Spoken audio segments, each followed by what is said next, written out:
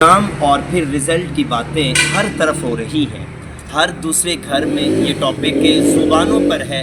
चूँकि नाइन्थ और बोर्ड के एग्ज़ाम के रिज़ल्ट अभी आ रहे हैं, स्टूडेंट्स, बच्चों, तलबा और तलबात के चेहरों पर खुशी का समा है।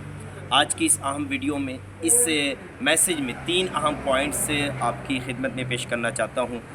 पहला पॉइंट ये है कि जो स्टूडेंट्स अच्छे नंबरात से कामयाब हुए, बेटा आप सबको मेरी तरफ से बहुत बहुत मुबारक हो। अल्लाह ताला आपको मज़ीद इसी तरह कामयाबी और कामरानी अता फरमाता रहे।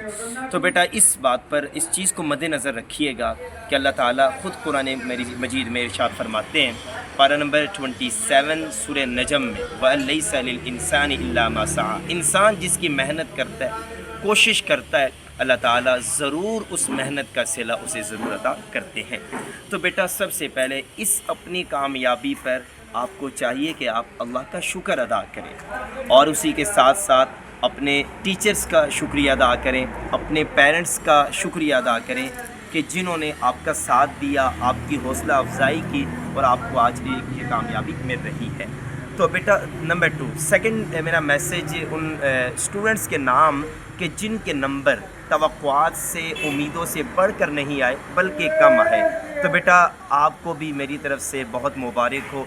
बस आपने चंद चीज़ों को पल्ले बांध लेना है कि आपने मायूस कभी नहीं होना, आपने हिम्मत कभी नहीं हारनी, आपने मज़ीद मेहनत करनी है कि कहाँ मिस्टेक आपसे हुई। मज़ीद अगर आप अपनी इस मेहनत को प्रॉपर जारी रखेंगे तो उम्मीद है कि इंशाअल्लाह अज़ीज़ आप उस कामयाबी की मंजिल को ज़रूर पा लेंगे।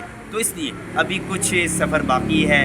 अगर आप मज़ीद अपनी मेहनत को जारी रखेंगे तो इंशाअल्लाह अज़ीज़ आप भी उस कामयाबी की मंजिल तक पहुँच जाएंगे, जिस कामयाबी की मंजिल तक पहुंचने के लिए पहले स्टूडेंट जिनके नंबर आपसे ज़्यादा थे।